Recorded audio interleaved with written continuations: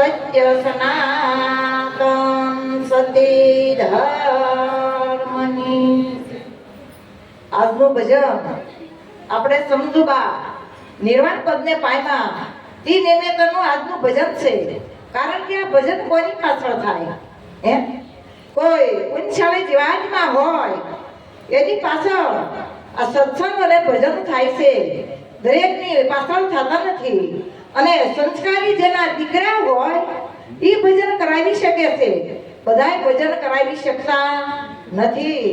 એટલે નિર્વાણ પદ કીધું કે નિર્વાણી મારા સદગુરુ નિર્વાણી એ કરાવે આત્માની ઓળખાણી. હવે આત્માની ઓળખાણી કોણ કરાવે? સદગુરુ મહારાજ કરાવે. હવે આત્મા કેવો કોને ખરેખર? આત્મા આપણી ભેગો છે, આપણાથી જરાય જુદો નથી, છતાંય આપણને ખબર નથી કે આત્મા કહેવાય કોને. એટલે સંતોએ કીધું કે આત્મા રામને ભજીને લાવો લીજીએ રે. આત્મા રામને ભજીને લાવો લીજીએ રે. સંગ હરિ ગુરુ સંતનો કીજીએ રે. સંગ હરિ ગુરુ સંતનો કીજીએ રે. આત્મા રામને ભજીને લાવો લીજીએ રે. આત્મા રામને ભજીને લાવો લીજીએ રે.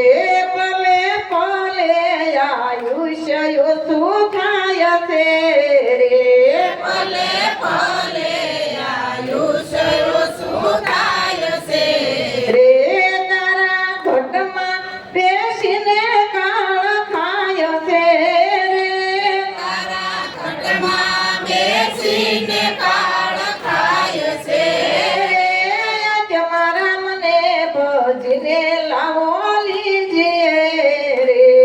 આત્મા રામને ભજીને લાવો લીજીએ શું કીધું? આત્મ રામને ભજીને લાવો લીજીએ, સંગ હરિ ગુરુ સંતનો કીજીએ.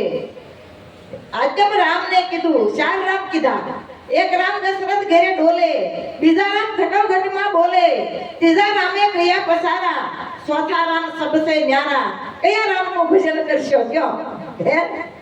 એટલે સંતોને કેવું પડ્યું કે આત્મ રામને ભજીને લાવો લીજીએ, સંગ હરિ ગુરુ સંતનો કીજીએ. હરિ ગુરુ અને સંતનો જ્યારે સંગ થાય તો આપણને રામની ઓળખાણ થાય. ત્યાં સુધી થતી નથી. કારણ કે રામા અવતાર પહેલા દશરથ રાજા હે શરવણના મા બાપ હતા. એને તરસ લાગી, શરવણ તીરથ કરવા જતા હતા અને ઘડો ભરવા જાય છે. દશરથ રાજાએ બાણ માર્યું. શરવણે કીધું, હે રામ, તો એ કયા રામ હશે કયો? દશરથ રાજાને ઘરે રામ હતા નહીં. ઈ રામની વાત કરી છે. તો એ કયા રામ હશે? એને કીધું આત્મ રામને ભજીને લાવો લીજીએ. પછી વાલીઓ લૂંટારો હતો અને જ્યારે નારદનો ભેગો થાય છે ત્યારે એને કીધું કે આ જે પાપ કર્મ કરે એ કોણ ભોગવે? તો કે બધાય. હે બધાય ભાગીદાર છે. બધાય લાભ ઉઠવામાં રળી ખેપીને બધાય ખાય છે અને બધાય ભાગીદાર છે. ઘરે જઈને પૂછ્યા જા. હવે વાલીઓ લૂંટારો ઘરે પૂછવા જાય હો ત્યારે બધાએ ના પાડી. એના બૈરી છોકરા મા બાપ બધાએ ના પાડી કે જે પાપ કર્મ કરે ઈ જ ભોગવે, બીજા કોઈ ભાગીદાર થાય નહીં. ત્યારે વાલીઓ લૂંટારો ધોળાધોળ આવી નારદના પગને પકડી લીધા અને ઈ વખતે 7 કરોડ રામાયણ લખી. રામા અવતાર પહેલા 7 કરોડ રામાયણ લખી. કયા ઉપરથી, શેની ઉપરથી લખી છે કયો? હે તે રામા અવતાર હતો નહીં તો 7 કરોડ રામાયણ લખી તો શેના ઉપરથી રામાયણ લખી? એટલે મીરાબાઈને કેવું પડ્યું, આત્માને ઓળખ્યા વિના લક્ષો રાશિ ફેરા નહીં મટે, ભ્રમણાને ભાગ્યા વિના ભવના ફેરા નહીં ટળે. જ્યાં સુધી આત્માને ઓળખ્યો નથી ત્યાં સુધી 84 લાખ યોનિમાં જીવાત્મા આ ડબકા મારતો આવ્યો હે અને મનુષ્ય અવતાર મળ્યો. પણ મનુષ્ય અવતાર શા માટે મળ્યો છે? એક પરમાત્માનું ભજન કરવા માટે મળ્યો છે. જો પરમાત્માનું ભજન નહીં કરી, સંતોએ કીધું આ અવસર તો સૂકી જશો તો હરિ ભજન તમે મૂકી દેશો તો ખાશો જમના પાર. જમના માર જ ખાવાના રે અને 84 માં ડબકા મારવાના રે. જો 84 ખાયમાં આટા નો મારવા હોય, વારે વારે નવીમાં ધારણ ન કરવી હોય, તો એક પરમાત્માનું ભજન કરી લેજો. સદગુરુ મહારાજના ચરણે જઈ આત્માને ઓળખી પોતે પોતાના નિજ સ્વરૂપને જાણી સંતો કહી રહ્યા, નિજ સ્વરૂપને જાણ્યા વિના પાયમો દુઃખ અપાર સમજાય ઉતે શરણે નમો. સદગુરુ શ્રી ભગવંત અનંત દુઃખ પામ્યો છે જ્યાં સુધી ગુરુ મહારાજના શરણે નથી ગયો, નિજ સ્વરૂપની ઓળખાણ નથી કરી ત્યાં સુધી. તો સંતોના શરણે વેલા તકે જઈ એક આત્માને ઓળખી પોતાના સ્વરૂપને જાણી લીધા જેવું છે. એટલા માટે કીધું માનવ દીપક આયુષ્યનો બુઝાતા નહીં લાગે વાર, અમૂલ્ય મણી ઉઠાવી જશે ત્યારે કોણ થાશે રખેવાળ. કયો મનુષ્ય દીપક આયુષ્યનો છે, જે દીવામાં દિવેલ ખૂટી જાય અને દીવો બુઝાઈ જાય પછી અંધકાર સવાઈ જાય, એવી રીતે આ મનુષ્ય દીપક આયુષ્યનો છે. જ્યાં સુધી આ મનુષ્ય દેહની અંદર આયુષ્ય છે ત્યાં સુધી રહેશે. પછી આ આયુષ્ય દીપક આયુષ્ય ઓછું થઈ જાય, ઓલવાઈ જાય. મનુષ્ય દીપક આયુષ્યનો આ આયુષ્ય પૂરું થઈ જાય એટલે અંધકાર સવાઈ જાય એવો છે. એટલે કીધું કે અજ્ઞાન રૂપી અંધકારી રાત જ્ઞાન રૂપી દીપક લઈ અને જો પ્રકાશ પથરાઈ જાય તો પરમાત્માનો આપણે મળી જાય, પરમાત્માનું દર્શન થઈ જાય, પરમાત્માનો ભેટો થઈ જાય, પરમાત્મા આ મનુષ્ય દેહ મળે એ સાર્થક થઈ જાય એવું છે. એટલા માટે કીધું માનવ મોતને યાદ કરી લે, છેવટ સગું નથી કોઈ, ઊહ કરતા ઉપાડી જશે પછી ટગર ટગર રહેશે સૌ જોઈ. હે માનવ, બધાયની માથે એક દિવસ કાળ મહારાજા ઝઝુમી રહ્યો છે. કારણ કે અલ્પ આયુષ્ય ઝડપી યુગ છે, ક્યારે કાળ કોળિયો કરી જાય એ કઈ નક્કી નથી. એટલે કીધું માનવ તું મોતને યાદ કરી લે. એક દિવસ બધાયની માથે મોત છે ને છે, પણ કોની માથે? જે સદગુરુના શરણે નથી ગયા એની માથે મોત છે, બાકી તો બધાય મોતથી બચી ગયા છે. પછી એના માથે જન્મ મરણ હોતું નથી, જન્મ મરણના ચક્કરમાંથી છૂટી જાય છે. એટલે કીધું માનવ મોતને યાદ કરી લે, છેવટ સગું નથી કોઈ, કોઈનું હગું કોઈ નથી. અંત સમયે ઉપાડી જશે અને ટગર ટગર વેશે સૌ જોઈ. આ તો ઉપાડી જાય, બધાય ફરતા ફરતા અટવાયેલું ઉભા હોય, ટગર ટગર જોઈ રે જાય તારે પણ ન્યા કોઈની કારભારી હાલે નહીં. એવું છે. એટલે સંતોના શરણે જવાની જરૂર છે. જ્યાં સુધી સંતોના શરણે ગયા નથી ત્યાં સુધી જન્મ મરણ માંથી બચી શકીએ એવું નથી. એટલે કીધું કે આચમ રામને ભજીને લાવવા લીજીએ, સંગ હરિ ગુરુ સંતનો કીજીએ. ભલે ભલે આયુષ્ય ઓછી થાય છે, તારા ઘટમાં બેસીને કાળ ખાય છે. ભલે ભલે આયુષ્ય ઓછું થાય છે આપણું. આપણને એમ થાય કે અમે રોજ થોડા થોડા મોટા થાય છે, પણ આપણને ખબર નથી આપણે રોજ થોડા થોડા નાના થાય છે, આયુષ્યમાં ઓછું થાય છે. એટલે કીધું ભલે ભલે આયુષ્ય ઓછું થાય છે, તારા ઘટમાં બેસીને કાળ ખાય છે. ઘટમાં બેસી કાળ મહારાજા કોતરી રહ્યો, ખાઈ રહ્યો છે, પણ એની આપણને ખબર નથી. પછી કીધું કાન બેરાને આંખે નહીં સૂઝશે, તારી કાયા તો થર થર ધ્રુજશે, આજે રામને ભજીને લાવો લીજીએ. હવે પછી કેવું થાય ખબર છે?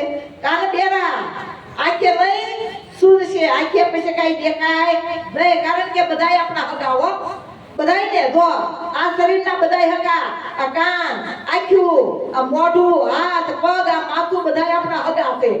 પછી અંતિમ સમયે બધાય સાથ છોડી દે, નો છોડી દે? કયો બધાય છોડી દે.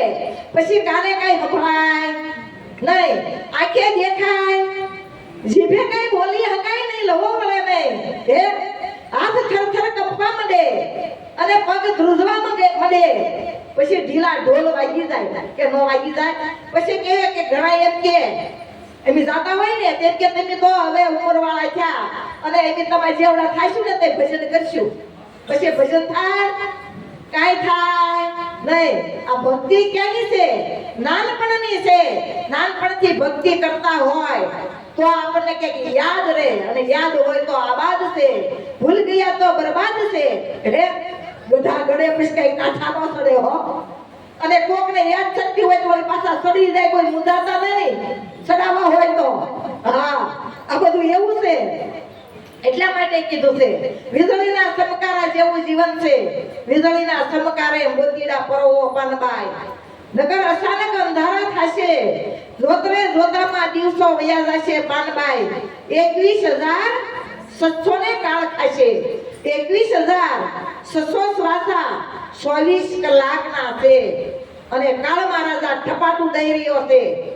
ક્યારે કાળ કોળિયો કરી જશે એનું કઈ નક્કી નથી. એટલે વીજળીના ચમકારા જેવું જીવન છે. અને શબ્દ રૂપી મોતી છે એ સુરતા રૂપી તારમાં પોરવી લીધા જેવું છે. સુરતા રૂપી જો તારમાં આ શબ્દ રૂપી મોતી પોરવાઈ ગયું તો કામ થઈ જાય એવું છે.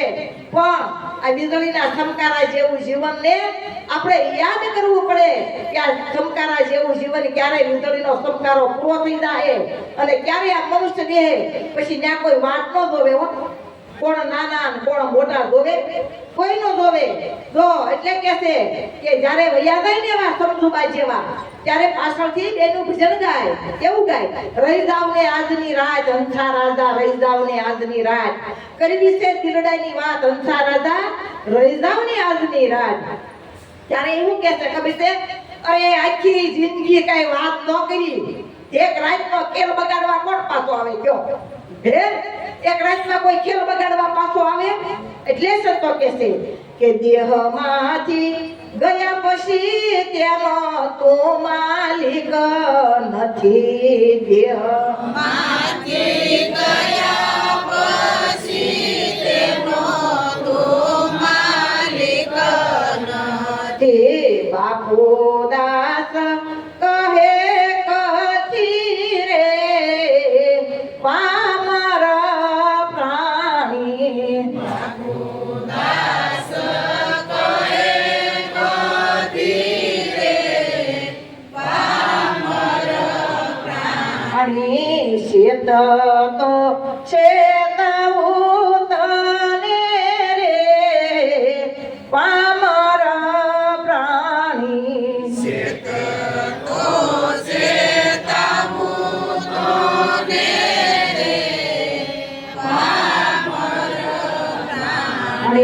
હજી છે તારા હાથમાં બાજી કરી લે સાહેબ ને રાજી.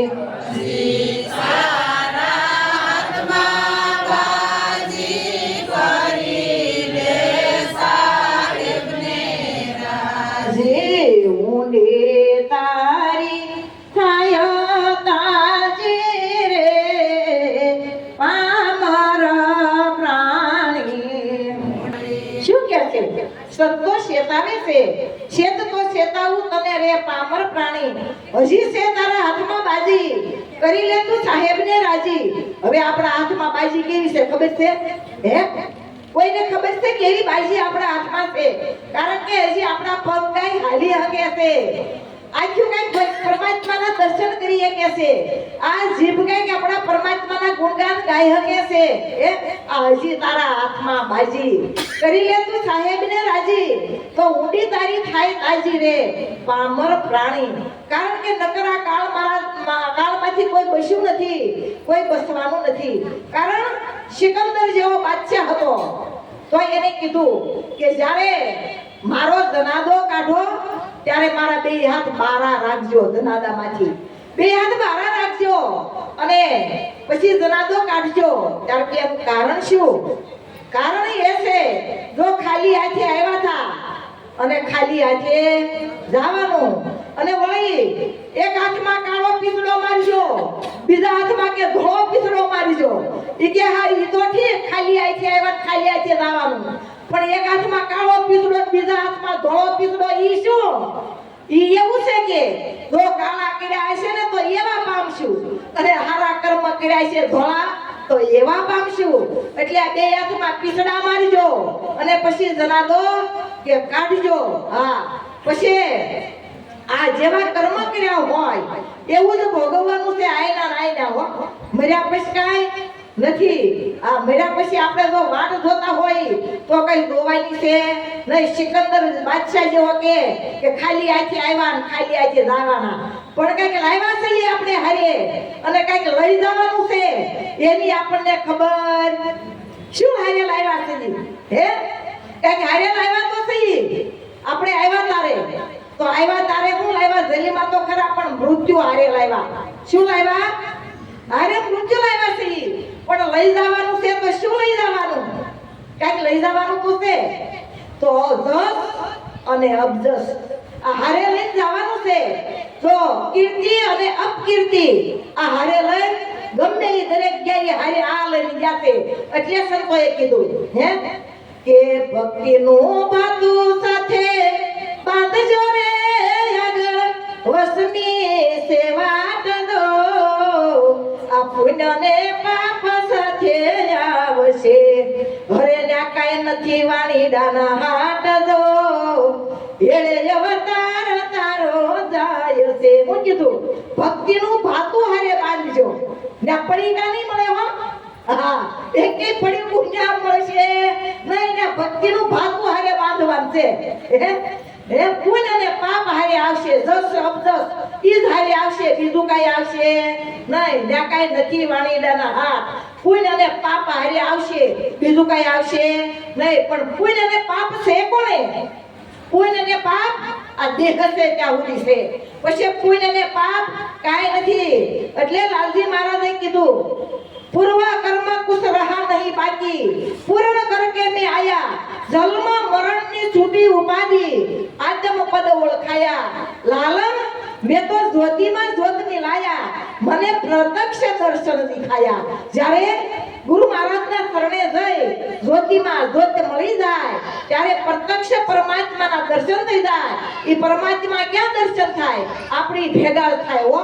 આપણાથી જરાય જુદો પરમાત્મા નથી. અને પરમાત્માને તમે આગો ગોતશો તો મળશે નહીં કોઈ દે. આખો જન્મારો વયો જાય તોય. અને પોતાની ભેગા પરમાત્માના દર્શન ક્યારે થાય? કે સદગુરુ મહારાજના શરણે જઈ સર્વસ્વ કુરબાન કરી ત્યારે પરમાત્મા તરત આપણને દર્શન 3.5 કલાકની અંદર કરાવે છે પરમાત્માના ગુરુ મહારાજ.